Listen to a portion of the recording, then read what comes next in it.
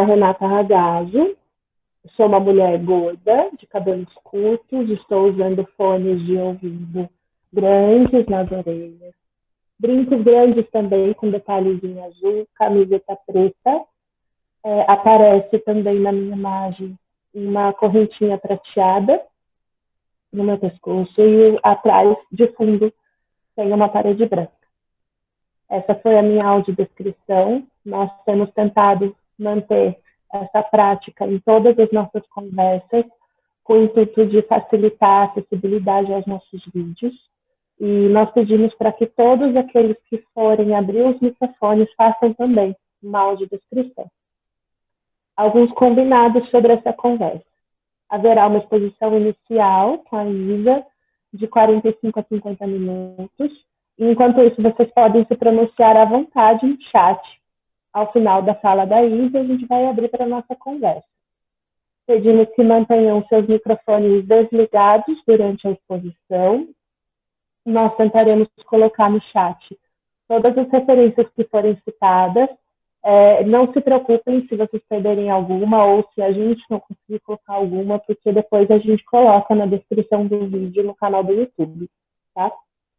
Para quem está na Conversa de Portão a primeira vez, este é um projeto proposto pela Adriele, pela Fabiola e por mim, que somos professoras da creche da Unicamp. Este momento ele é proposto como um bate-papo descontraído, mas não despretensioso, de assuntos que consideramos pertinentes e inerentes à educação.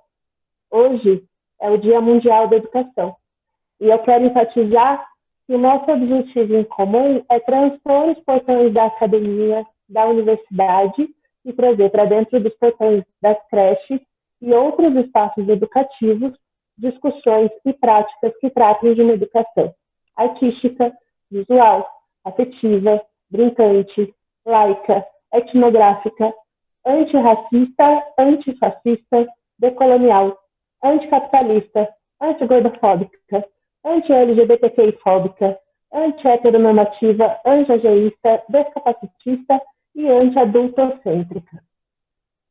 Para essa apresentação, eu separei uma passagem do livro A Vida Não é Útil, do Ailton Krenak. Isso que as ciências política e econômica chamam de capitalismo teve metástase. Ocupou o planeta inteiro e se infiltrou na vida de maneira incontrolável. Se quisermos, após essa pandemia, reconfigurar o mundo com essa mesma matriz, é claro que estamos vivendo uma crise no sentido do erro, mas se enxergarmos que estamos passando por uma transformação, precisaremos admitir que o nosso coletivo de mundo e a inserção da humanidade na biosfera terão que se dar de outra maneira. Nós podemos habitar este planeta, mas deverá ser de outro jeito.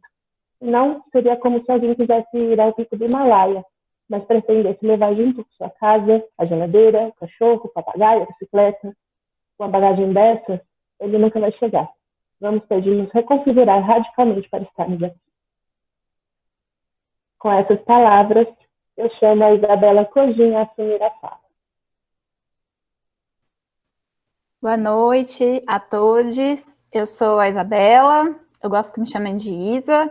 Eu estou usando um fone branco, grande também, desses que cobre quase toda a orelha. Eu estou com cabelo comprido, meu cabelo está parecendo mais escuro, mas ele é castanho claro. Eu estou usando os brincos pretos, meio triangulares. Eu tenho sobrancelhas bem escuras, um nariz arrebitado, uma boca mais fina, um queixo mais acentuado, que é de família. Estou usando uma jaqueta, uma blusa verde militar. E atrás de mim tem o meu guarda-roupa, que é super grande, ocupa bastante espaço. E aqui também tem um quadro, aqui no meu lado esquerdo tem um quadro, numa pilastra, que é pendurado, um quadro de uma mulher, que eu ganhei de uma amiga. Então, essa foi a minha audiodescrição. Espero ter feito direito. E começo agradecendo muito o convite para estar aqui hoje, conversando com vocês e falando sobre dois temas, educação e natureza, que são a minha paixão. e ao mesmo tempo são super, super complexos, né? Então, eles por si só dão muitas e muitas conversas. E aí eu peço licença, então, para trazer um pouquinho das minhas contribuições com base na minha história, na minha trajetória, mas eu espero que a gente consiga também dialogar e construir uma coisa nova, né? Um saber novo, coletivo. Então, por conta da complexidade do tema, eu peço licença, eu fiz algumas anotações aqui para eu ir me guiando. Bom, pode parecer bastante redundante começar a minha fala falando que a gente está vivendo tempos extremamente difíceis e dolorosos, né? Esses tempos constituem de crises sucessivas, múltiplas e interligadas, do qual Bolsonaro, sua corte e a pandemia são algumas de suas facetas. Mas, para mim, a mais preocupante de todas, se é que dá para elencar uma, é a mudança do clima, que vem acontecendo em um ritmo cada vez mais rápido e que ela, pela primeira vez na história da humanidade, coloca em risco toda a vida do planeta. E aí, só para vocês terem uma ideia, né? Um grupo de cientistas está falando que a gente está entrando, ou que a gente já está vivendo, na sexta extinção em massa, a primeira desde os dinossauros. Então, em 65 milhões de anos, né, a primeira processo de extinção em massa, e na história da Terra, que é super antiga, 4,6 bilhões de anos, esse é o sexto processo de extinção de espécies. Fora isso, né, a mudança do clima vai mexer muito com as dinâmicas e as relações do planeta. Então, aqui no Sudeste, por exemplo, né, onde eu acho que está a maior parte dos nossos convidados aqui da sala, mas o Sudeste, ele tem a maior porcentagem populacional do Brasil e apenas 6% da água doce disponível. Então, apesar do Brasil ser conhecido como um dos países onde há o maior volume, né, de água doce disponível, aqui no Sudeste a gente tem só 6%. E a gente depende muito dos chamados rios voadores, que vem lá da Amazônia. E aí, para quem não conhece essa terminologia, não conhece isso, eu deixo a dica de procurar no YouTube mesmo os vídeos do Antônio Nobre, que é um cientista do clima apaixonado por Gaia, que fala sobre os rios voadores. Então, o que diz os rios voadores, né? Que a produção de evapotranspiração da floresta, né, com as correntes de ar, acaba influenciando o regime de chuva aqui do Sudeste. E aí, sem a floresta, a gente pode sofrer com secas intensas, talvez até sofrer um processo de desertificação. E aí, tudo isso vai mudar muito com a nossa economia, com o nosso modo de vida, né? E levar a processos de migração humana que podem reconfigurar cidades, regiões inteiras. No entanto, justamente por conta da sua abrangência planetária, a mudança do clima ela é bastante dispersa e diluída no tempo, na escala e na nossa percepção.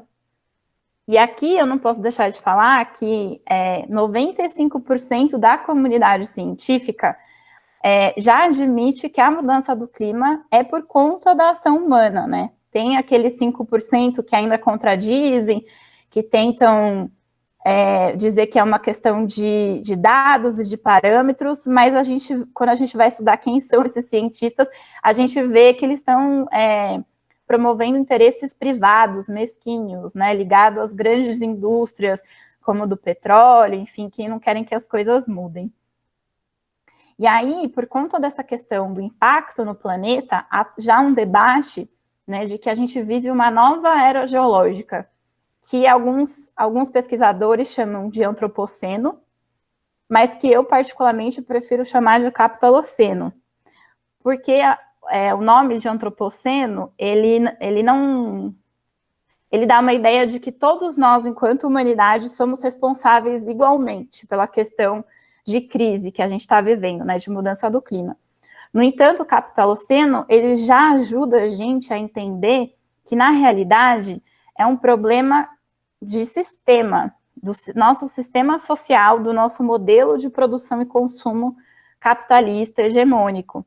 E aí, ele abre possibilidade para a gente pensar em responsabilidades compartilhadas, mais diferentes, para as diversidades de povos e comunidades do planeta. Então, se a gente olha lá para as crises que eu falei no começo, a gente vê que, na realidade, elas estão muito interligadas e que são uma crise civilizatória. É o fim de um mundo, como diz Ailton Krenak, que a Rete já trouxe aqui e que eu queria pedir licença para também ler um trechinho rapidinho para vocês do livro Ideias para Adiar o Fim do Mundo. Quem não leu, leia, que é muito bom. Então, licença aqui para ler rapidinho. Estar com aquela turma me fez refletir sobre o mito da sustentabilidade inventado pelas corporações para justificar o assalto que fazem a nossa ideia de natureza. Fomos, durante muito tempo, embalados com a história de que somos a humanidade. Enquanto isso, enquanto o seu lobo não vem, fomos nos alienando desse organismo que somos parte, a Terra, e passamos a pensar que ele é uma coisa e nós a outra. A Terra e a humanidade. Eu não percebo onde tem alguma coisa que não seja natureza. Tudo é natureza. O cosmos é natureza. Tudo que eu consigo pensar é natureza. Li uma história de um pesquisador europeu no começo do século XX que estava nos Estados Unidos e chegou a um território dos Hopi. Ele tinha pedido que alguém daquela aldeia facilitasse o encontro dele com uma anciã que ele queria entrevistar. Quando eu fui encontrá-la, ela estava parada perto de uma rocha. O pesquisador ficou esperando até que falou: "Ele não vai conversar comigo, não?" Ao que o seu facilitador respondeu: "Ele está conversando com a irmã dela." "Mas é uma pedra." E o camarada disse: "Qual é o problema?" Tem uma montanha rochosa na região onde o Rio Doce foi atingido pela lama da mineração. A aldeia Krenak fica na margem esquerda do rio. Na direita tem uma serra. Aprendi que aquela serra tem nome. Tarukrak e personalidade. De manhã cedo, de lá do terreiro da aldeia, as pessoas olham para ela e sabem se o dia vai ser bom ou se é melhor ficar quieto. Quando ela está com uma cara do tipo, não estou pronta para a conversa hoje, as pessoas já ficam atentas. Quando ela amanhece esplêndida, bonita, com nuvens claras sobrevoando a nossa cabeça toda enfeitada, o pessoal fala: pode fazer festa, dançar, pescar, pode fazer o que quiser. Assim como aquela senhora Hope que conversava com a pedra, sua irmã, tem um monte de gente que fala com as montanhas. No Equador, na Colômbia, em algumas dessas regiões dos Andes, você encontra lugares onde as montanhas formam casais. Tem mãe, pai, filho, tem uma família de montanhas que troca afeto, faz trocas. E as pessoas que vivem nesses vales fazem festas para essas montanhas. Dão comida, dão presentes, ganham presentes das montanhas. Por que essas narrativas não nos entusiasmam? Por que elas vão sendo esquecidas e apagadas em favor de uma narrativa globalizante, superficial, que quer contar a mesma história para a gente? Os Maasai, no Quênia, tiveram um conflito com a administração colonial porque os ingleses queriam que a montanha deles virasse um parque. Eles se revoltaram contra a ideia banal, comum, em muitos lugares do mundo, de transformar um sítio sagrado num parque.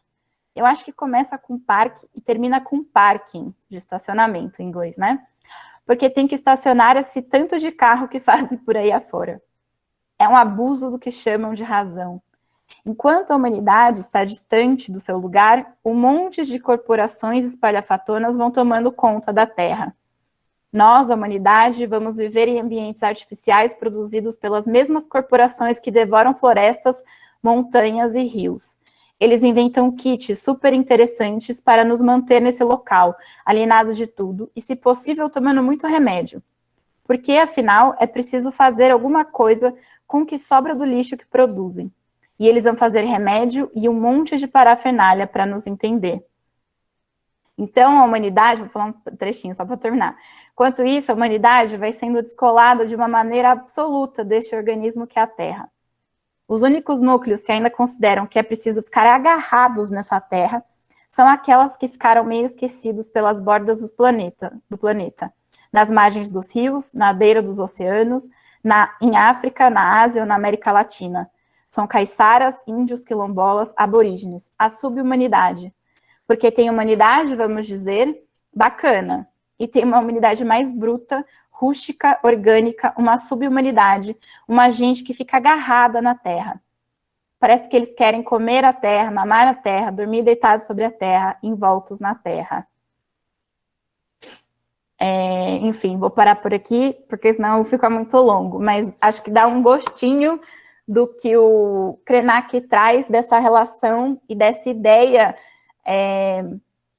de como a gente chegou nessa crise, né? E depois, no livro, o Krenak vai dizer que a gente precisa não só aceitar esse fim de mundo, que para mim é o fim de um mundo, de uma civilização, né? Não só do planeta, mas dessa civilização que levou ao cenário de mudança do clima, da pandemia, para a gente construir outros tipos de sociedade, outros tipos de relação.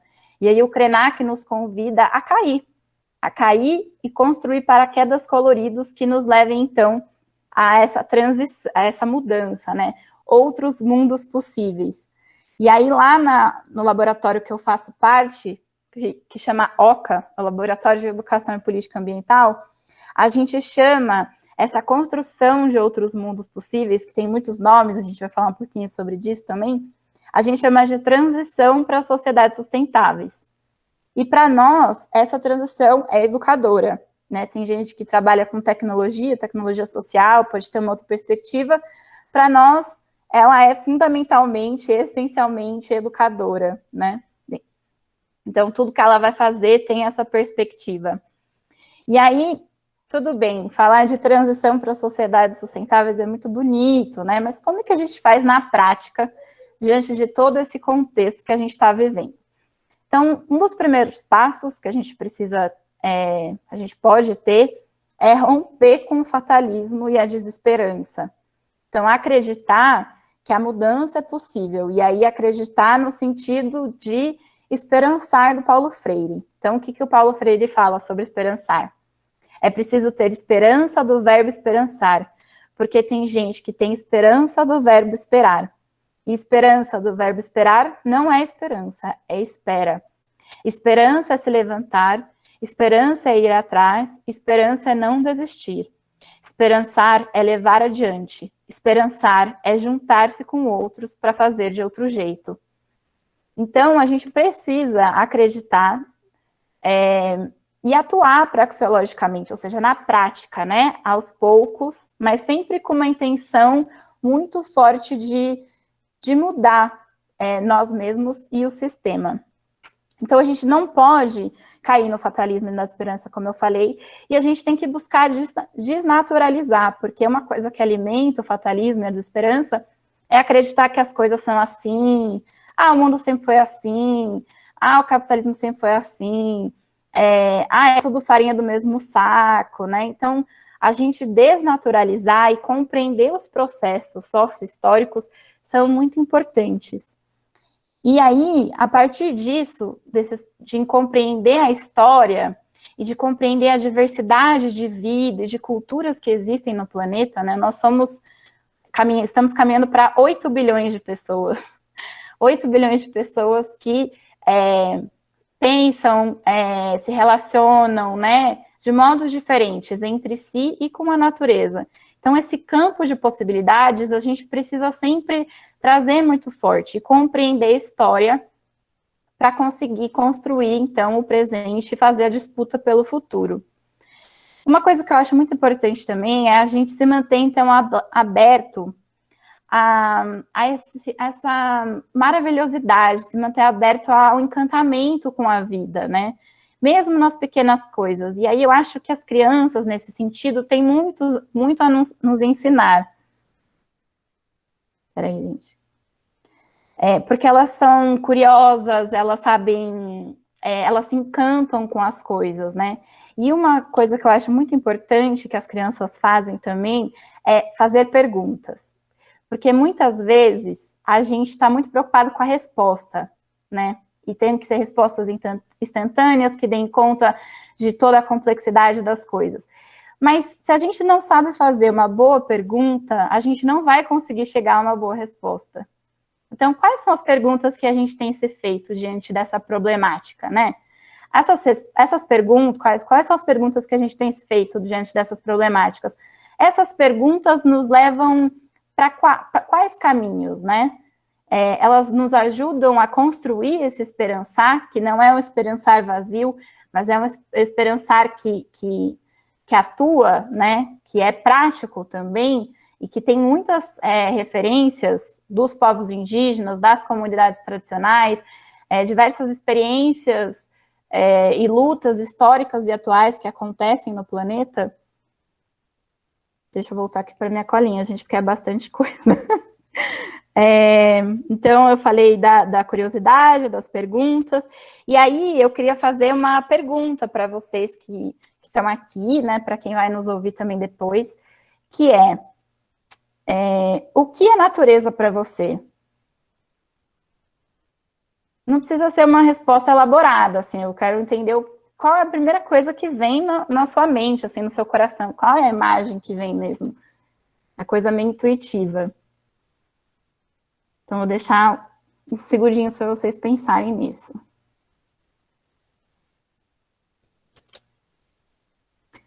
Bom, espero que vocês tenham conseguido pensar.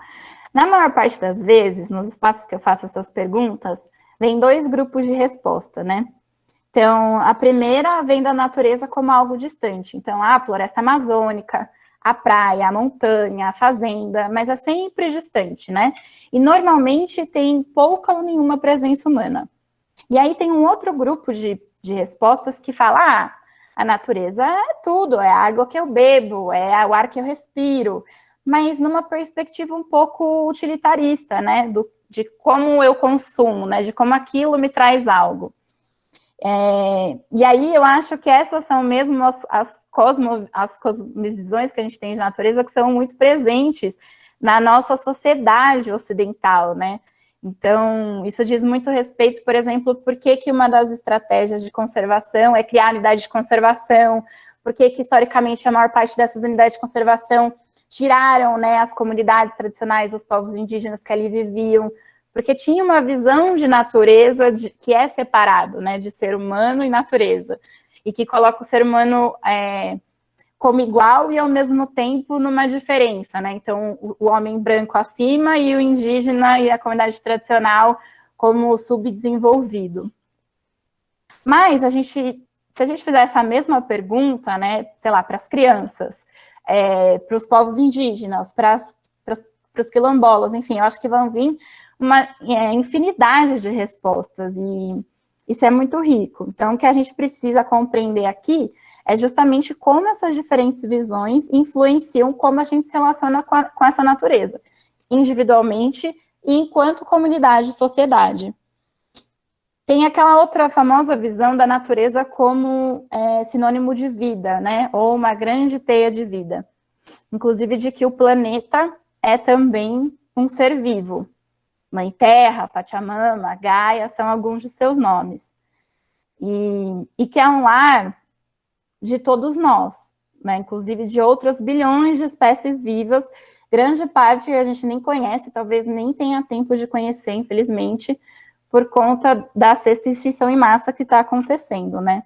E aí, isso daí é uma perda inimaginável. E aí, antes de entrar, de fato, na educação ambiental, eu queria fazer mais uma pergunta, até porque a Júlia está aqui. Eu e a Júlia temos um projeto que chama Passarolando, que trabalha com biodiversidade na cidade.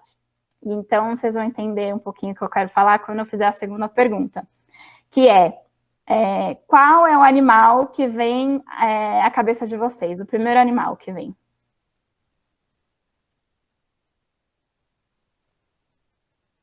Então, de novo, vou falar 2 grupos. Normalmente vem muitos animais exóticos, como leão, zebra, girafa, né? Ou de uma maneira muito geral, tipo baleia, águia. Mas assim, que espécie de baleia? Que espécie de águia? Tem no Brasil? Então, só essa pergunta demonstra como a gente está desconectado, né? A gente desconhece a nossa própria diversidade.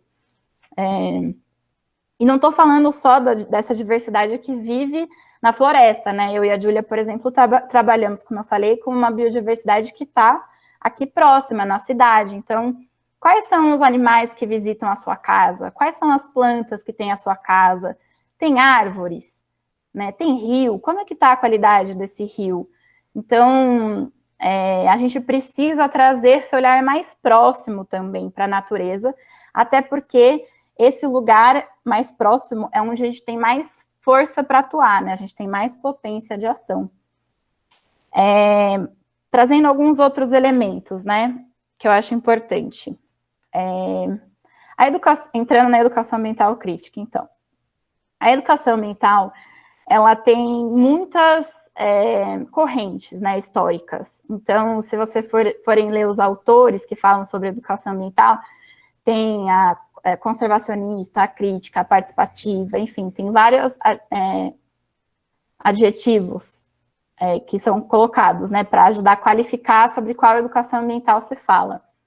Essa que eu estou trazendo, dentro dessa perspectiva toda de crise enquanto uma construção sócio-histórica e a possibilidade de construir outros mundos a partir dessa crise, está muito ligada com a educação ambiental crítica, que surge junto, muito próxima, né, aos movimentos sociais, às lutas contraculturais, à busca por justiça social e ambiental.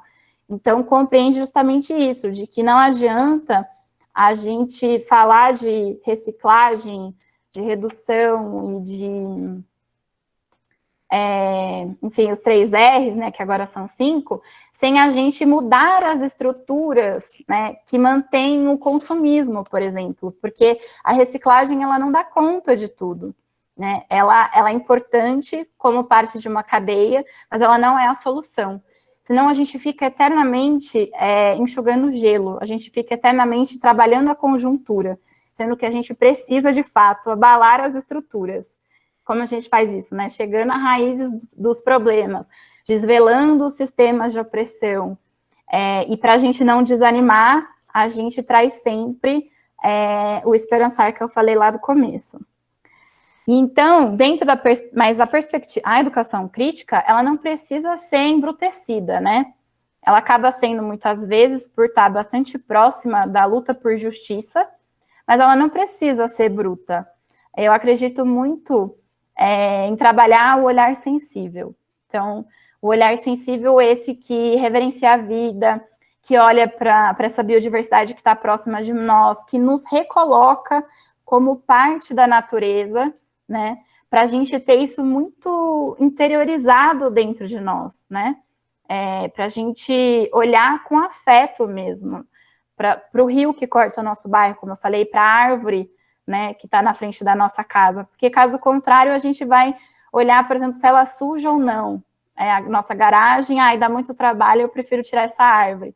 Agora, se a gente presta atenção nos passarinhos que fazem ninho, nos frutos que tem ali, se tem flores ou não, se aquela árvore perde folhas no inverno ou não. Então, tudo isso ajuda a gente a conectar esse olhar sensível, que tem que ser trabalhado em todas as idades, né? A educação ambiental não é feita só para criança, muito menos essa com esses elementos que eu estou trazendo aqui. A educação ambiental, ela é processual, ela é contínua, ela é incremental, e deve ser feita com toda a sociedade, né? Mas esse olhar sensível, então, é muito importante, e ele vai ajudar a fundamentar um olhar atento. Então, se a gente começa a perceber como está a nossa rua, se a nossa rua é arborizada ou não, a gente vai começar a prestar atenção, por exemplo, que as periferias não têm arborização, que os bairros ricos são mais arborizados. A gente começa a desenvolver um olhar atento, que é também um olhar crítico. E aí, quando a gente vai para os processos educadores que envolvem também essas disputas por concepções de natureza, para a gente não se embrutecer e não perder a esperança, o olhar sensível, ele segura. Essa reverência pela vida, ela segura, entende?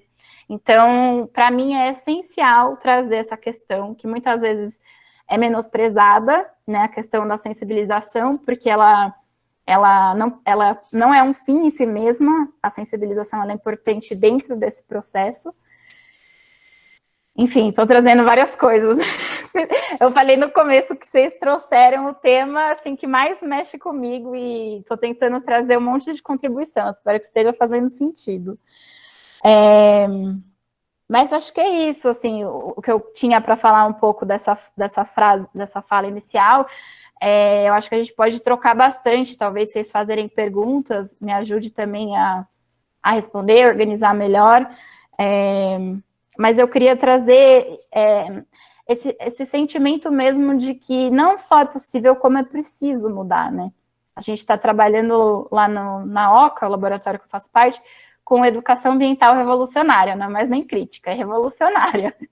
E que aí está dialogando com, então, a questão da decolonialidade, né, com o racismo, com o anticapitalismo, né, para a gente conseguir superar mesmo esse sistema opressor e desigual e que está gerando todas essas crises que eu falei no início. E aí também só para ressaltar que existem muita gente mesmo pensando e fazendo ações no sentido de construir esses outros projetos. Então, a gente tem o bem viver dos povos andinos e dos povos indígenas, né? A gente tem o pós-extrativismo, enfim, a gente tem o ecossocialismo, que tem muitas coisas em comum. Eles surgem de lugares diferentes, mas eu acho que eles convergem bastante e eles já apontam caminhos práticos que a gente pode fazer.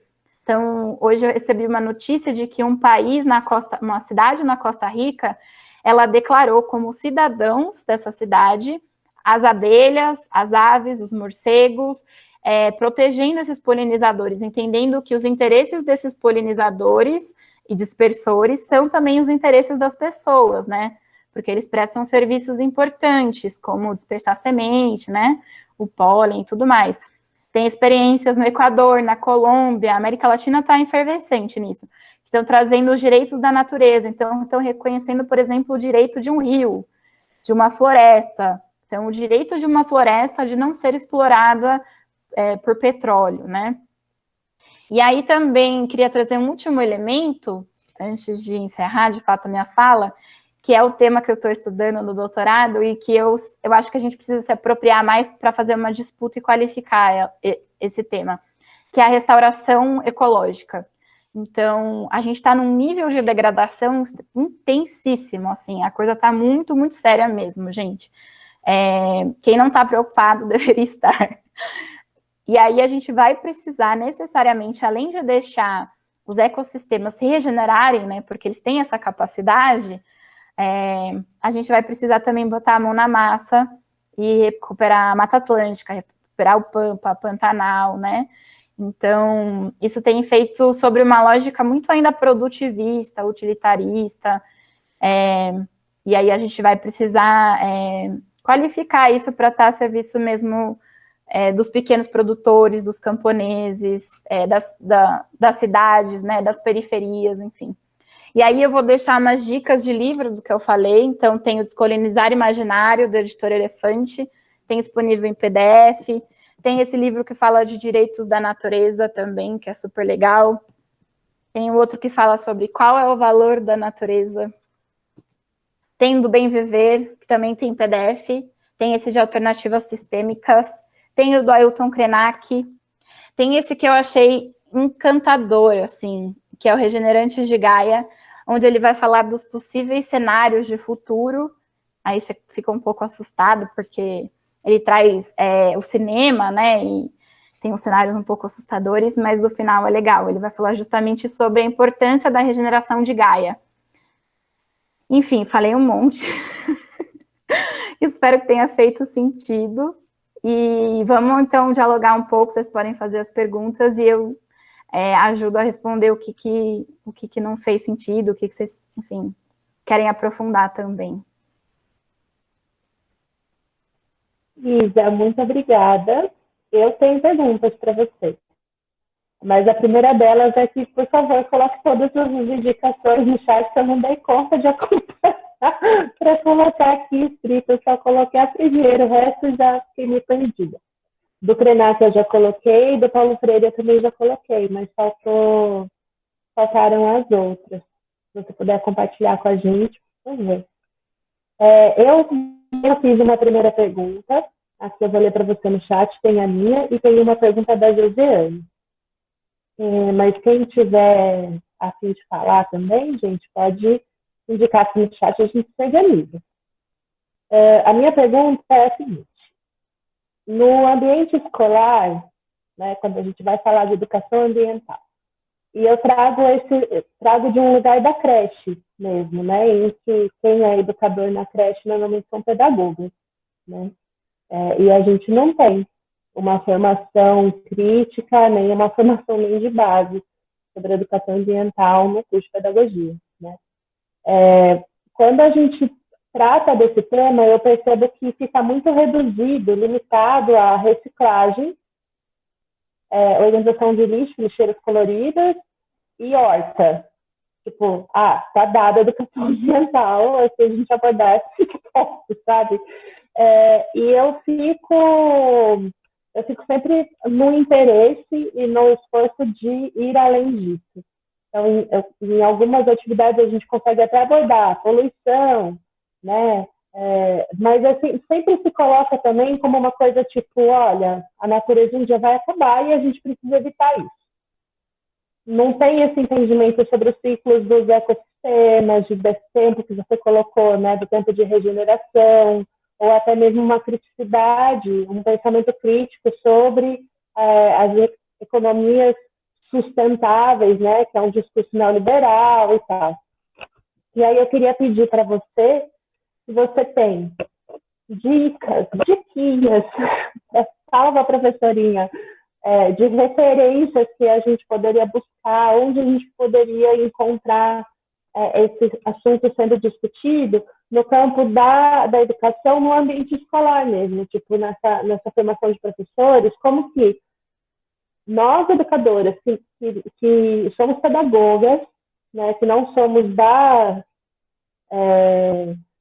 área mesmo, assim, né, mas somos seres humanos, estamos vivendo nesse mundo, estamos interagindo com a natureza, somos parte da natureza, como que a gente poder, referências para a gente poder superar a lixeira colorida, a reciclagem e a horta, sabe? Não abandonar, mas ir além disso.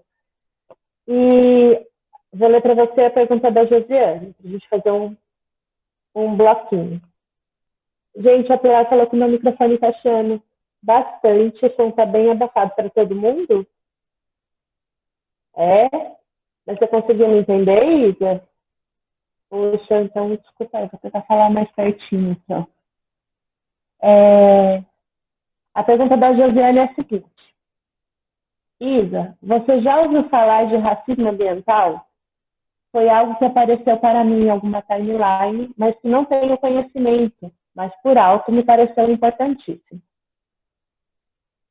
E aí, para complementar isso da Josiane, eu tenho uma outra pergunta, que antes da gente começar a gravação, antes de todo mundo entrar, eu te perguntei qual o termo que a gente usa, né? Como, por exemplo, quando a gente quer dizer que estamos travando uma luta contra o racismo, a gente se diz antirracista. Que termo a gente usa no lugar da educação ambiental? De qual é o nome desse movimento? Qual é o nome dessa bandeira? Né? E por enquanto é só. Se alguém quiser mais falar ou fizer pergunta, é só finalizar. Tá bom, gente? Carol, abre seu microfone, se comunique conosco. Oi, gente, boa noite. Prazer, para quem não me conhece, eu sou a Carol. Para quem me conhece, um beijo. Estou muito feliz de saber vocês bem e de ver vocês. É um prazer estar aqui. Eu adoro esse assunto também. Adoro que a Isa esteja falando e se propondo a isso. Muito contente mesmo. Eu, fazendo a minha audiodescrição, eu tô de camisa rosa, dessas surradas, assim, de ficar em casa. Eu tenho cabelo comprido, ondulado, tenho sobrancelhas marcadas também.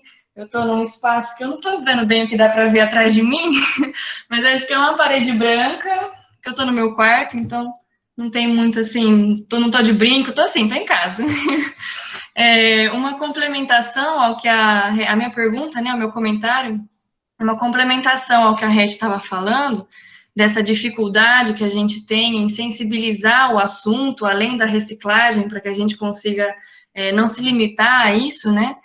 Eu vejo essa dificuldade também, assim, com as pessoas da nossa idade, com as pessoas adultas, que, assim, elas nessa questão, assim, que você falou do mito da sustentabilidade, né, que o Krenak coloca, que você coloca um produto que se diz sustentável, mas você não vai à raiz daquilo, à raiz da produção daquilo, e aí você vê que aquilo, na verdade, é uma maquiagem verde, mas que de sustentável aquilo não tem nada, mas a pessoa, ela não se desenvolve nesse olhar crítico para reconhecer isso. Ela compra o produto sustentável e acha que já está praticando a sustentabilidade, né? Então, eu vejo essa dificuldade em como trazer essa pessoa para essa consciência mais crítica, para essa sensibilidade mesmo. Porque, por exemplo, um amigo meu, economista, ele veio perguntar para mim o que eu achava de uma notícia e de um investimento que está rolando na Bolsa de carnes sintéticas, como uma alternativa de, por exemplo, está dando ruim os bois pastarem na Amazônia e derrubar a Amazônia para criar gado, então vamos lá desenvolver uma carne sintética. Então, assim, continuar esse distanciamento do ser humano e da natureza, né, e continuar colocando o alimento como uma mercadoria, como um objeto de consumo, e distanciando a gente dessa realidade natural. Então, essa coisa do consumismo, essa coisa de a gente produzir as coisas com essa ideia capitalista de que, assim, se a gente acabar com esse mundo, não tem problema, a gente vai no laboratório e cria um novo, né? Então, essa eu acho que é uma coisa meio que está no nosso imaginário, no nosso inconsciente, que é muito difícil de trazer para uma luz diferente, assim, sabe? Então, eu encontro essa dificuldade na hora de conversar, assim, na roda ou no portão de casa, entende? É uma dificuldade de você conversar mesmo com essas pessoas. Então, eu também queria saber o que você pensa, qual que é a sua opinião sobre isso. Nossa, só pergunta fácil. Obrigada, gente. Ó, eu não consigo dar uma resposta fechada, né? Eu acho que são respostas que exigem muito diálogo, muita construção coletiva, são respostas que são perguntas que estão aí há muito tempo sendo feitas, né? Enfim, eu mesma já me fiz várias vezes, então vou tentar compartilhar um pouquinho do que eu já pensei, já ouvi sobre isso. Bom, a questão da escola é sempre complicada, né? Porque o que a gente vê normalmente são professores que já têm uma sensibilidade ambiental e que tentam fazer coisas, mas que esbarram em um monte de burocracias, né? Enfim, porque o ideal é que a educação ambiental ela seja estruturante. Eu não sou a favor de uma educação ambiental que tenha uma disciplina única, porque senão a gente coloca em caixinha. Essa é matemática, Não, eu acho que ela tem que ser transversal dentro da escola enquanto sociedade. Eu vou dizer mais. Eu acho que a natureza, ela é capaz de unificar diversas lutas sociais, culturais, enfim, né? Porque ela dialoga com vários sistemas de opressão. Mas voltando para a escola, eu acho que a questão é sempre puxar o fio da meada, sabe? Trabalhar com essa perspectiva estruturante. Então, por exemplo, as escolas sustentáveis, elas vão olhar não só para o espaço educador, né? Elas vão olhar, então, para a estrutura, para o currículo e para a gestão. Então, aquela horta é feita por quem? De que maneira? O professor vai lá, ele que planta, as crianças vão, olham um pouquinho, sentem o cheiro, mas não interagem, não cuidam. Ou ela é processual, né? Entende? As plantas, as crianças trazem as plantas de casa, conversam com os pais para ver, que planta que tem que é legal, que tem o cheiro que eu gosto, para que ela serve, construir junto à horta, as crianças cuidarem da horta, né, de repente colher as coisas dessa horta para cozinhar junto, conhecer outras hortas, porque se a gente for ver, onde que tem horta na cidade? Cadê as referências, entende? Então a gente precisa criar essas referências também. Então fazer intercâmbios, fazer... não sei o quanto é possível isso na creche, tá? Porque eu não tenho experiência, mas assim, vou dar umas dicas, uns parpites, vocês veem o que dá, assim. Conhecer uma floresta. Quantas crianças nadaram num rio limpo? Pisaram numa floresta? Entende? Pegaram fruta do pé, da árvore mesmo, tiraram a cenoura da horta. Então é isso, a gente está super desconectado, super distanciado. A gente precisa ir até a natureza. Então, a gente quer tomar banho de rio aqui em Campinas, o que a gente faz? 40 minutos num lugar que a gente nem sabe se deveria nadar, né? É melhor nem saber se a água é limpa ou não. E para conseguir nadar num rio, sendo que tem um rio que tá a 3 quarteirões da minha casa, e se esse rio fosse limpo, entende? Então, acho que a escola tem que ser esse lugar do campo de experimentações, né? E aí, de trazer esse olhar sensível. Ah, os animais visitam, que animal é esse, né? Qual é o hábito desse animal? Então, tem uma árvore frutífera. Que pássaros que estão visitando lá? Quantas vezes que eles vêm, né, Júlia? E isso vai desenvolvendo essa ligação com a natureza que está distanciada. E aí eu acho que é isso, o desafio é pautar a educação ambiental de maneira estruturante dentro dos espaços educadores. Então, por exemplo, isso está muito forte no projeto político-pedagógico, né? Isso está muito forte na estrutura, então pensar em bioacústica, pensar para onde vai, não só separar o lixo, mas para onde que vai de fato, conhecer uns catadores, quem são essas pessoas que pegam o nosso lixo, os lixeiros. A gente invisibiliza essas pessoas totalmente, né? Então, como é que a gente vai valorizar se a gente invisibiliza? E aí é um processo que é amplo de possibilidades, mas que também é infinito, né? Então, que a gente tem que ter também uma certa paciência. Eu até te falo que é uma paciência revolucionária, assim, porque eu não acredito que as coisas vão mudar de uma hora para outra. Eu acho que elas estão mudando, né, sincronicamente em vários lugares, e que o nosso desafio é criar sintonia entre essas coisas, alinhar essas coisas. É isso que eu vou falar sobre a escola, tá? Mas, assim, tem muitos materiais legais, eu tenho uma grande amiga que trabalha com isso, trabalhou nas conferências infanto-juvenil, posso ver o que ela tem de material e depois compartilho também.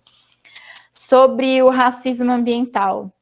O racismo ambiental é super importante quando a gente vai pensar em justiça social e justiça ambiental. Para mim, elas também estão muito interligadas, tá? O que é o racismo ambiental? Então, por exemplo, quando a gente vai pensar onde são feitos os lixões das nossas cidades, que não é nem aterro ainda, né, gente? É lixão. Onde que é feito? São nos bairros mais ricos ou é na periferia? E aí, quem é que sofre com os impactos de um lixão? É a população mais vulnerável. Entende?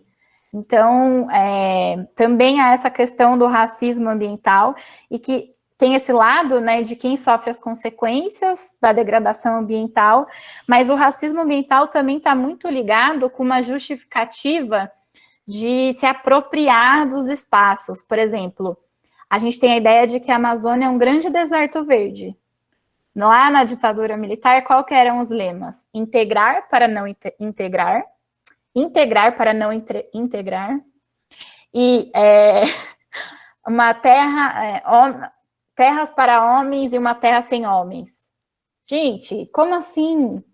Na Amazônia tem centenas de povos indígenas, de comunidades tradicionais. A Amazônia, estão saindo vários estudos que demonstram que os povos indígenas co-criaram a floresta.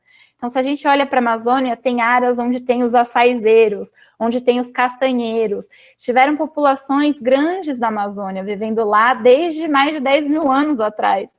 E a gente acha que a Amazônia é um grande deserto verde, entende? Mas já que são pessoas que não interessam ao sistema, são sub-humanos ou são subdesenvolvidos, o que a gente precisa fazer? Levar o desenvolvimento para eles, né? E é o nosso modelo de desenvolvimento. Então, vamos criar uma grande hidrelétrica, como Belo Monte, vamos levar a soja, vamos levar a pecuária. Isso também é racismo ambiental, entende? E tem gente ainda que acredita que esse é o modelo de desenvolvimento, né? Desde 1500 está lá, ele ganha umas roupagenzinhas novas, agora chama de agronegócio, agro é pop, agro é tudo, mas é o mesmo latifúndio, é a mesma monocultura, é o mesmo que concentra e expulsa as pessoas da terra, né?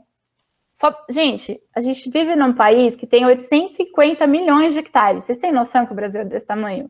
Vou repetir, 850 milhões de hectares. E a gente é considerado o celeiro do mundo, certo? Como é que tem gente passando fome, sem terra e sem teto nesse país? Isso é inaceitável. Isso é inaceitável. Então, por isso que eu falo de revolução. A gente precisa fazer uma revolução, porque esse tipo de coisa não dá para aceitar, né? Enfim, aí sobre as dificuldades de sensibilizar, né? Aí eu vivo me perguntando isso. Gente, como as pessoas não estão vendo o que está acontecendo, não estão surtando que nem eu. A gente está surtando por várias coisas, né? Mas, para mim, o que me move mesmo é o que me toca, do ponto de eu... é a questão da natureza dentro dessa perspectiva que eu trouxe toda, né? E aí, eu acho que a gente precisa não ficar frustrado, apesar de que a gente fica, porque é isso, a gente está nesse processo de profunda desconexão, a gente vive tempos muito efêmeros, onde tudo é muito rápido, instantâneo, e que a gente está muito sobrecarregado ao mesmo tempo. E a questão da sustentabilidade é um buraco sem fim, porque dependendo de como você olha a lógica, você vai encontrar contradição. Então, por exemplo, sacolinha de supermercado. Ah, não vamos usar sacolinha de supermercado. Vamos comprar sacos de lona. Aí você vai ver, é made in China. Então, veio lá do outro lado do mundo, provavelmente com trabalho escravo, né? E aí, tipo, o que é sustentável, entende? Então, eu acho que tem que ser processual e a gente se permitindo experimentar, sabe? Não é uma mudança que acontece de uma hora para outra. E vendo o que a gente consegue ir fazendo, mas sem abandonar essa utopia de mudar o sistema, e não o clima. Entende? Sem abandonar a enunciação de que somos anticapitalistas, que queremos o bem viver, o ecossocialismo. E aí é isso, eu acho que promover o reencantamento, a sensibilização, né, das pessoas, esse olhar de sagrado, é super importante, porque senão é muito fácil a gente cair nesse discurso do medo, né? Que eu acho que a gente precisa ligar o senso de urgência, mas não cair no medo porque ele nos paralisa. E a gente vai para esse fatalismo que eu falei no começo. Então, também é um equilíbrio, também é agir e parar para se cuidar, né? Parar para recuperar a esperança, enfim. E eu acho que, assim, é isso, falta fazer esse intercâmbio entre como as outras pessoas produzem agroecologia, por exemplo. Então, aqui em Barão, tem uma experiência de agrofloresta, tem experiências de agroecologia aqui muito próximas. Então, mostrar que existem essas outras possibilidades e criando outras referências é importante também, para falar, olha, a vida não é só isso, o sistema não é só esse, entendeu? As possibilidades são outras. E entender que as pessoas vão ter tempos diferentes mesmo de achar que isso é importante, de se dedicar para isso, que a gente não pode desistir, né? A gente tem que seguir acreditando aí nas pessoas e nas possibilidades de mudança. E saber que, às vezes, as respostas que as pessoas vão dar não é necessariamente a nossa, né? Então, às vezes alguém vira vegetariano, às vezes alguém passa a dar produtos agroecológicos, às vezes alguém vira ecossocialista. Então, as respostas são muitas. Vai fazer um curso de educação ambiental, traz educação ambiental para a escola.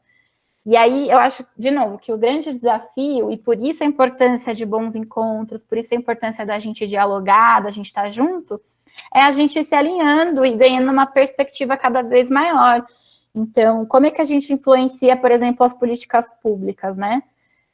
Pode começar municipalmente mesmo, né? A gente pode ver, por exemplo, que estão construindo uma barragem em Campinas, que é justamente na área de proteção ambiental. Enfim, a gente também pode tentar tirar os Salles agora, poder, tá rolando esse movimento. Mas acho que o desafio é um pouco esse. E eu acho que às vezes a gente se coloca muito distanciado, sabe? Tipo, o Estado e nós, sociedade civil. Então, a sociedade civil pode construir políticas públicas a partir da sociedade civil.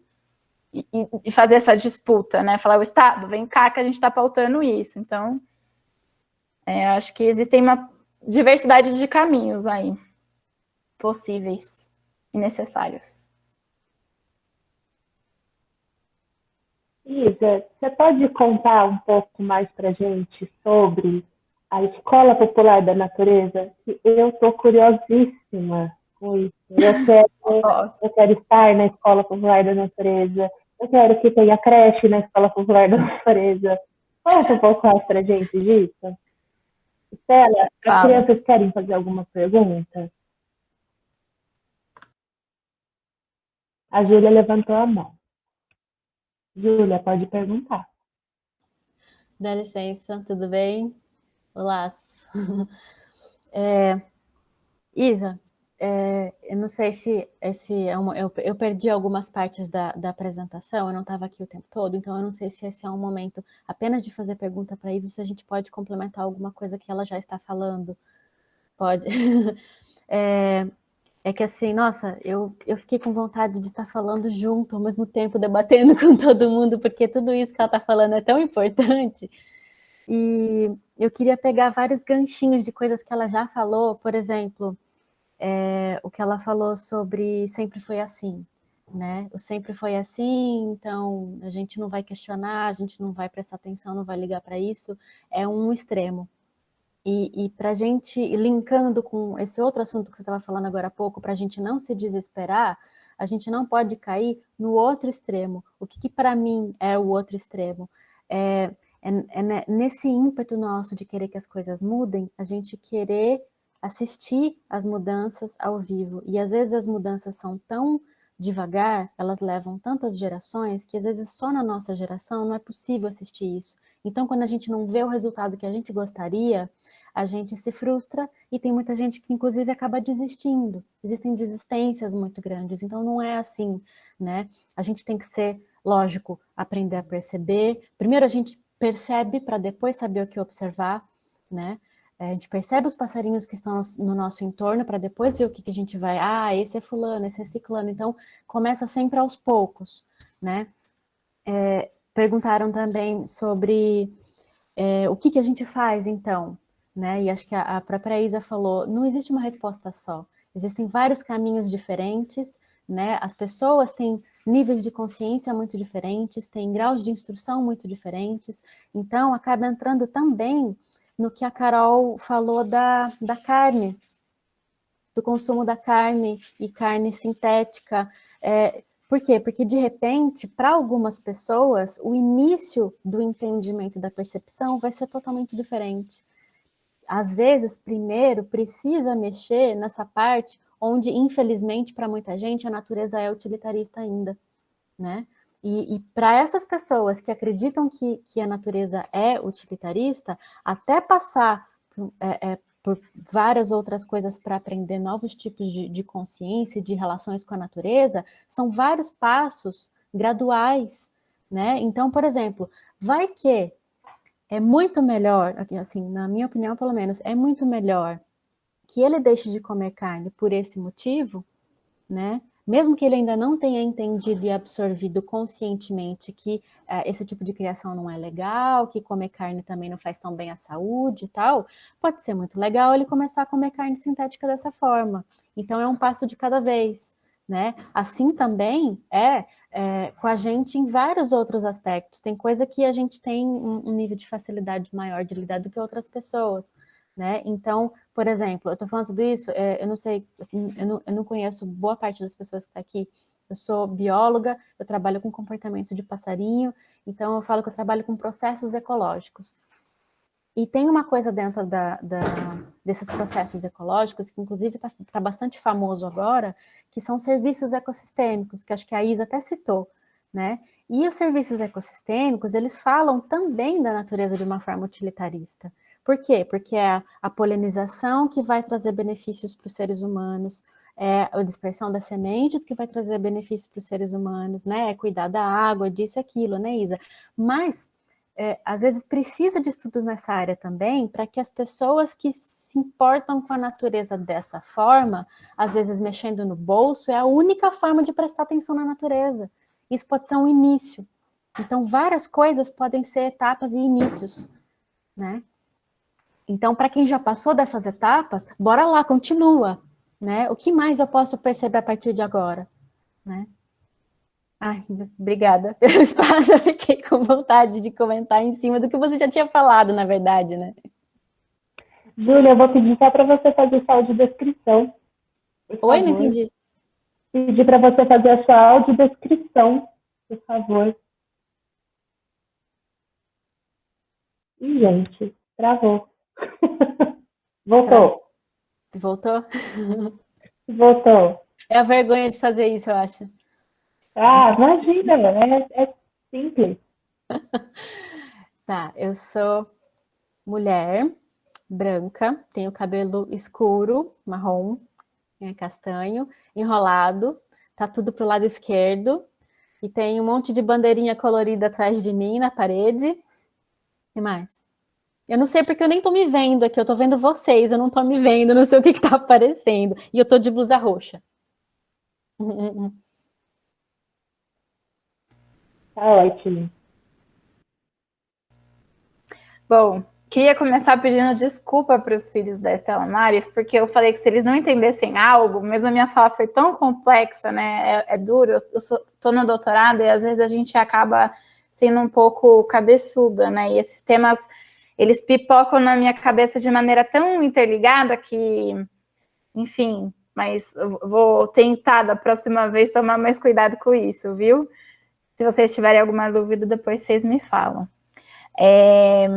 Sobre a questão da Escola Popular da Natureza. Bom, a Escola Popular da Natureza faz parte do Fórum Popular da Natureza, que é um movimento que surgiu de vários coletivos e movimentos sociais, né, sindicatos, MST, o movimento da mineração, o movimento dos catadores, a gente tem algumas ONGs, enfim, alguns laboratórios de diversidade participando, e que justamente diante desse cenário de crise ambiental / civilizatória, viram que há uma convergência, né, desse projeto, e aí eles se uniram para construir o Fórum Popular da Natureza, entendendo que há uma dupla missão, que é fortalecer as lutas populares que estão ligadas às questões ambientais de terra, né, contra a mineração, contra os agrotóxicos, fortalecendo a agroecologia, e, ao mesmo tempo, popularizar uma outra perspectiva de natureza,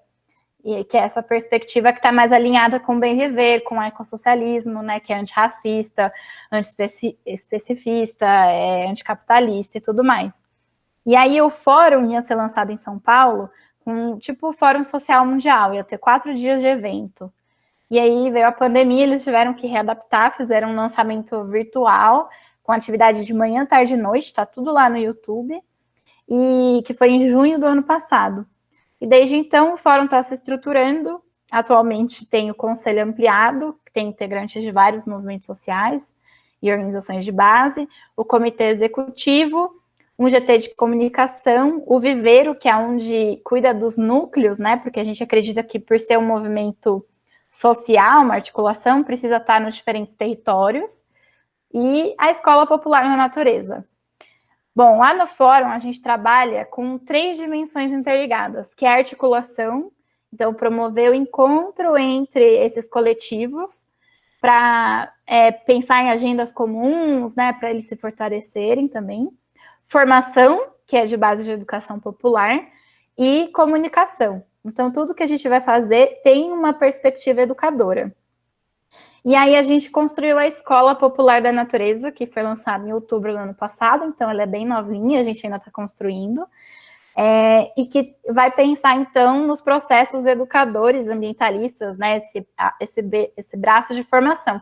E a ideia é que os educadores, as educadoras, sejam os participantes dos movimentos sociais e das organizações de base, né, e que eles sejam os nossos educadores educandos, e que isso vai ganhando escala. Então, para as pessoas, por exemplo, que já estão sensibilizadas e querem atuar, podem participar das formações da escola, compor os núcleos do Fórum Popular da Natureza no seu território, né? E aí juntar diferentes pautas. Então, o que os cortes orçamentários na educação têm a ver com a especulação imobiliária da terra, né? Então, como é que a gente pode se unir para combater esse mesmo projeto, né? Enfim. E aí a gente conseguiu um apoio da Fundação Rosa Luxemburgo. Estamos com uma agenda aí para cumprir. O primeiro curso é sobre capitalismo, pandemia e destruição da natureza. Então, está mostrando como a pandemia é também fruto da destruição da natureza e as diferentes conjunturas atuais dentro da pandemia, com diferentes temas. Então, por exemplo, a última aula foi sobre a mineração, e aí foi sobre os Yanomamis. Então, como o garimpo ilegal, dentro desse contexto de pandemia, está avançando nas terras Yanomamis, que já estão sofrendo por conta, né, do Covid, da perda, né, da morte de várias pessoas, que é justamente desvelar as relações, né? Desvelar como as opressões estão juntas, estão unificadas. Um próximo curso vai ser sobre natureza. Então, o que é natureza? Quais são as perspectivas de natureza? Então, a ideia é a gente ouvir diferentes culturas, diferentes cosmovisões, para a gente também ir reconstruindo, né, a nossa visão de natureza, como a gente se relaciona com ela. E é isso, a escola está aí aberta para ser construída, a gente está vendo para onde a gente quer caminhar. Eu, particularmente, o meu sonho é um dia conseguir um espaço, né, ter uma escola física aí, de preferência perto de uma floresta, seguindo outros modelos de escolas populares, como a Florestan Fernandes, né, do MST, não sei se vocês conhecem, vale muito a pena. Já existem várias escolas populares aí também, além da nossa. Como que faz para fazer parte desses cursos, Isa? O curso de Capitalismo, Pandemia e Destruição na Natureza está rolando aos sábados. A gente está indo para o 6º encontro. O próximo é sobre pandemia e Amazônia. E tá lá no nosso canal do YouTube. É sábado, das 10 às 11 e pouquinho, né? E os próximos a gente vai fazer a divulgação, pode se inscrever. Enfim, as reuniões também são abertas, se quiserem conhecer um pouco mais o fórum, a escola. A gente faz uma reunião, participam, e também dá para construir juntos, né, outras propostas. Inclusive, a gente está atuando aqui na Bacia PCJ, que pega de Campinas até depois de Piracicaba. Eu sei que tem gente daqui de Viçosa também ouvindo a gente, né? Então, estão se formando núcleos também em Minas, eu não sei dizer direito aonde, mas eu sei que já estão surgindo lá em Minas Gerais. É isso. Fica o convite para quem quiser conhecer melhor.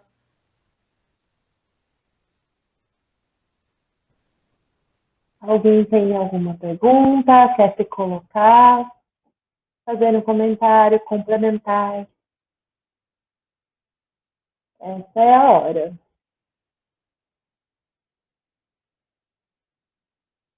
Estela, a galerinha aí quer perguntar alguma coisa? Ai, peguei a Estela no susto, desculpa.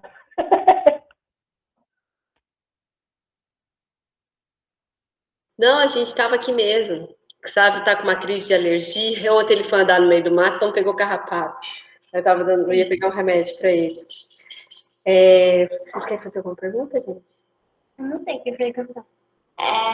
Eu esqueci. O que é núcleo? O que é núcleo? Tá. Núcleo é um grupo de pessoas que se reúnem para conversar, para construir coisas juntas. E aí a ideia é que os núcleos estejam em diferentes lugares. Então, pode ser um núcleo que fica numa escola, pode ser um núcleo que fica num bairro, pode ser um núcleo que fica numa cidade, e pode ser um núcleo que fica no estado também. É isso. Deu para entender?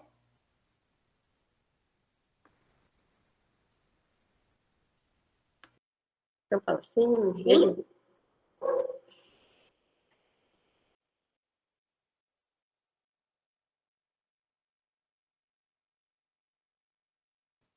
Vocês querem perguntar mais alguma coisa? Pode comentar também, não precisa ser uma pergunta. Pode contar uma história. Pode falar o que está pensando.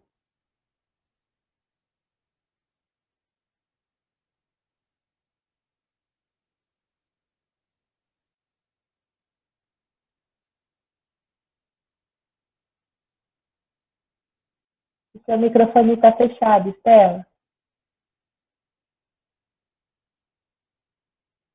Eles estão aqui pensando, mas foi muito bom, Isa. Eles foram escutando e perguntavam o que é economia, o que é opressão, o que é.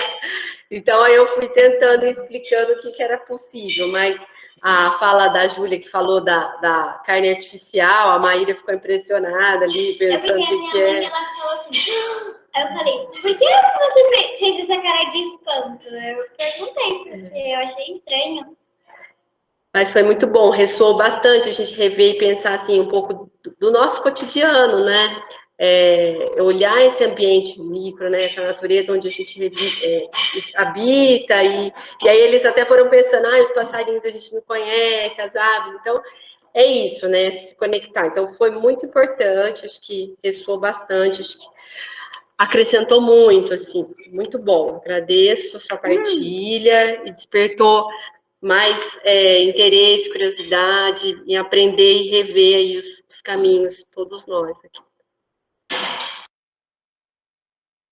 Que bom, eu fico muito feliz em saber que ressoou e que, enfim, eu sou muito apaixonada por isso. Acho que toda vez que me chamam para falar, assim, eu vou sorrindo, sabe? E eu lembrei de um material também que pode ajudar a trazer um pouquinho mais de prática. A OCA, né, que eu falei que faço parte, sistematizou uma coisa que chama Método OCA. E aí são 12 passos, assim, mas não é que você precisa cumprir, não é uma receita de bolo, né? Faz isso, depois faz isso, faz... Não, mas são 12 elementos que a gente acha que são importantes trazer para essa educação ambiental crítica que a gente traz. Então, o primeiro deles, por exemplo, é o mergulho em si. Então, é fazer esse exercício de se autoconhecer, se autocuidar, né? Aquela pergunta que eu trouxe, né? O que é natureza para você? O segundo passo é enunciar as nossas utopias, os nossos sonhos. Então, o que a gente deseja? Para onde a gente quer caminhar, né? E aí a gente vai chegar lá, por último, o 12º passo, políticas públicas. Mas aí no meio tem diagnósticos participativos, enfim, tem uma série de coisas. E tem um outro texto muito legal também, que eu preciso lembrar o nome, que eu sou péssima de nome, mas eu pego o link e compartilho. Que ele vai falar justamente de como a gente sai dessa perspectiva da reciclagem, né? Puxando o fio da meada. Então é bem interessante isso, acho que traz elementos legais para a gente pensar. Mas é isso, a educação não deve ser prescritiva, né? Não pode ser com saídas fáceis, práticas, né? Eu sei o que a gente deve fazer, e se abrir para esse campo de experimentação, de troca, de afeto, de vida e de revolução.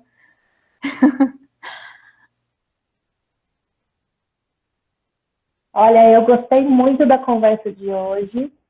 Não só porque, para mim, tem sido cada vez mais um campo de interesse profundo a educação ambiental, a educação ambiental crítica, e agora eu vou passar a usar a educação ambiental revolucionária, que eu acho que não tem outra saída, é essa mesma. Eu gostei muito de ter a participação das crianças. Ai, que falta que estava fazendo isso. Dessas perguntas incríveis, maravilhosas. Só vocês fazem, crianças. E também dos cachorrinhos da Adriele, que estão participando ativamente ali atrás.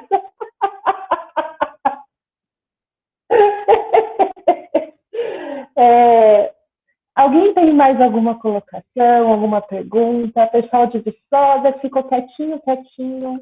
Aí, eu sei que meu microfone está abafado, mas os meus fones não, eu consigo ouvir vocês.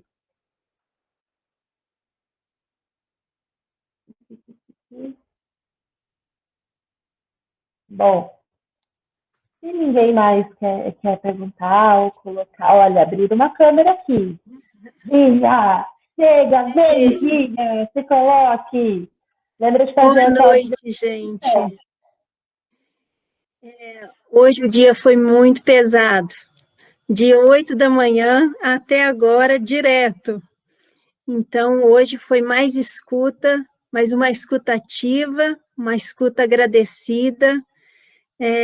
Nós trabalhamos aqui com educação ambiental, tanto na formação de professores, eu sou professora na Universidade Federal de Viçosa, na licenciatura em Biologia, e trabalhamos com um projeto de extensão, que se chama Trilheiros do Sauá. É um projeto de educação ambiental por meio de trilhas interpretativas. Então, tudo que ouvi aqui foi muito pertinente para o que a gente faz, e a gente está vivenciando uma ocasião bem complicada, né? Que é continuar um projeto de extensão em plena pandemia. ao mesmo tempo está sendo uma descoberta de talentos. Nós temos um grupo grande de voluntários, estudantes da geografia, biologia, e nós, então, estamos fazendo isso por meio das mídias digitais, né? Então, está sendo um aprendizado e tentando atingir, né, a educação básica, estudantes, professores, professoras, dessa forma. Mas é sempre um aprendizado. Eu também já trabalhei na educação básica e hoje, trabalhando na formação, né, já passei pela fase de que a educação ambiental era reciclagem. Até vou contar para vocês uma história engraçada.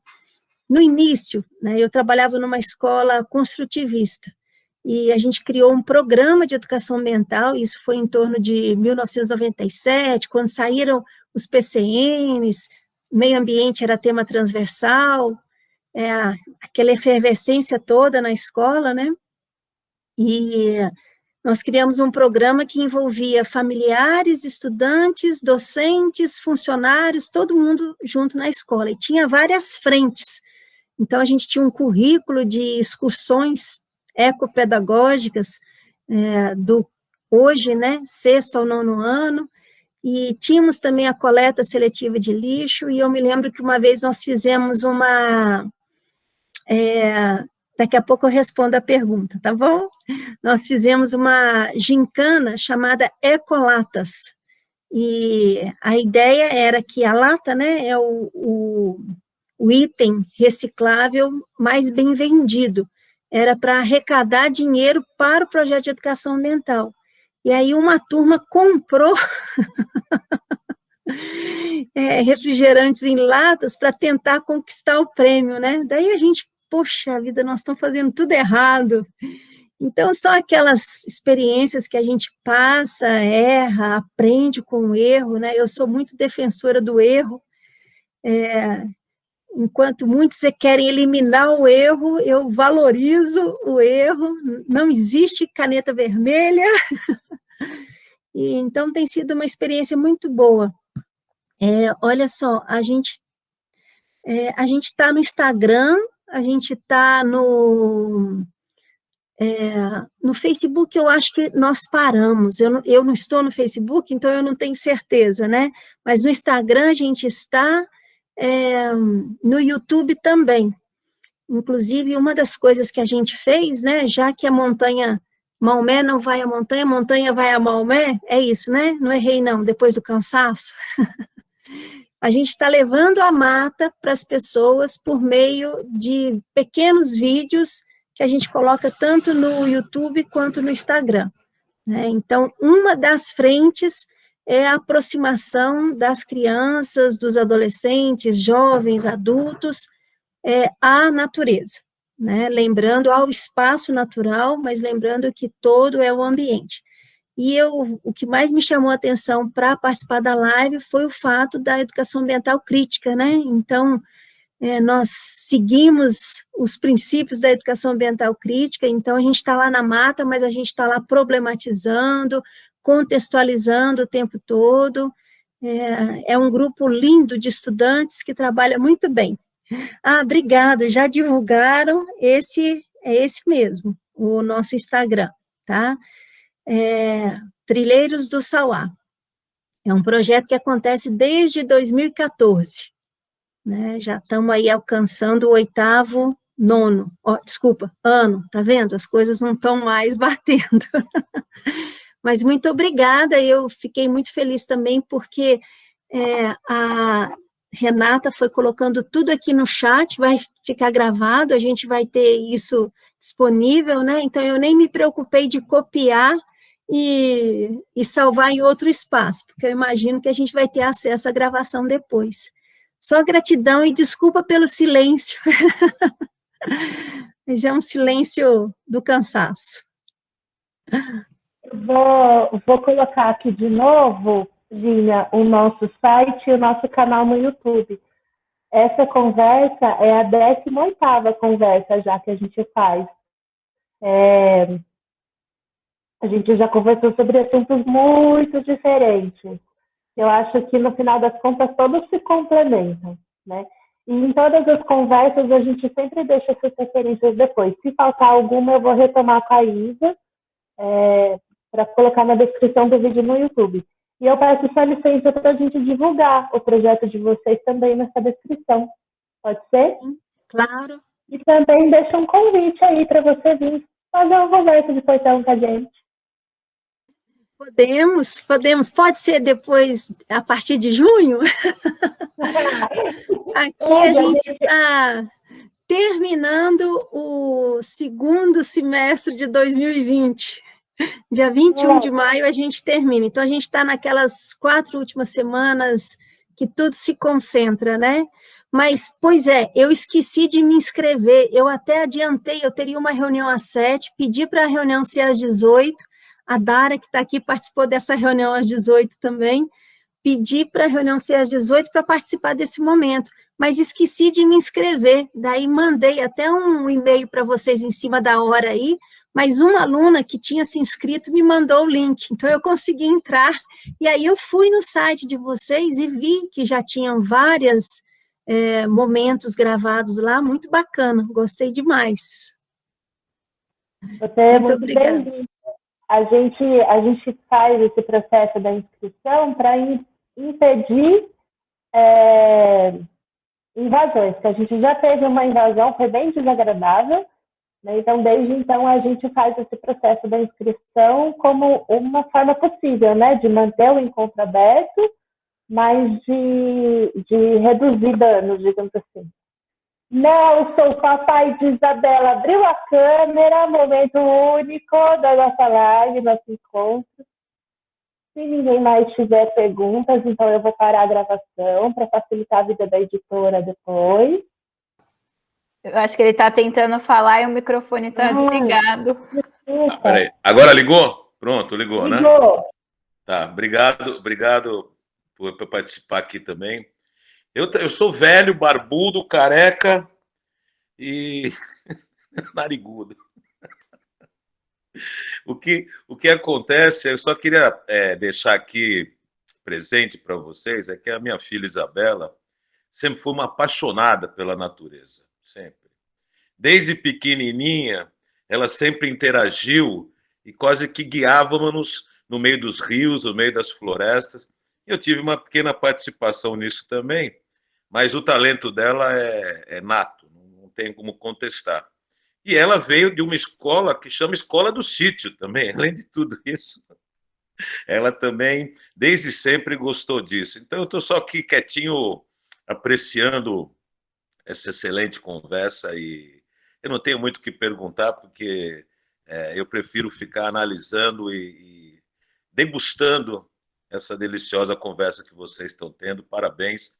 Eu mais falei assim, desejo sucesso para todos vocês, que a batalha é imensa, a guerra é imensa, a luta é imensa, mas se não for guardiãs e guardiões que nem vocês, realmente a esperança vai embora rio abaixo, né? Então, parabéns para vocês todos. Eu fico muito feliz, estou satisfeito de estar aqui com vocês. Obrigada, pai. Ai, meu Deus. Mas só para então encerrar, queria agradecer também a oportunidade e falar o que meu pai trouxe, que é justamente isso. Se hoje eu estou aqui, tão apaixonada, é porque eu fui uma criança que brincou na rua, que foi na floresta, enfim, que tomou água de rio pura e transparente, e que eu acho que isso tem que ser um direito de todos nós, assim, e de todas as crianças. Então, a gente não pode desanimar também por nós, mas também por elas, né? E não ter medo de parecer ridículo, de sair da zona do conforto. Então, uma amiga minha fez um exercício com a gente, da gente ir para o quintal, escolher uma planta e conversar com a planta. Ela foi guiando a gente. Então, sair dessa zona de conforto, né, se permitir experimentar, abre um campo muito bonito e infinito de possibilidades. Então, espero que eu tenha também conseguido tocar vocês de alguma maneira e que vocês saiam com quentinho no coração e com esse esperançar. Obrigada, viu, pelo convite. Foi um prazer enorme estar aqui.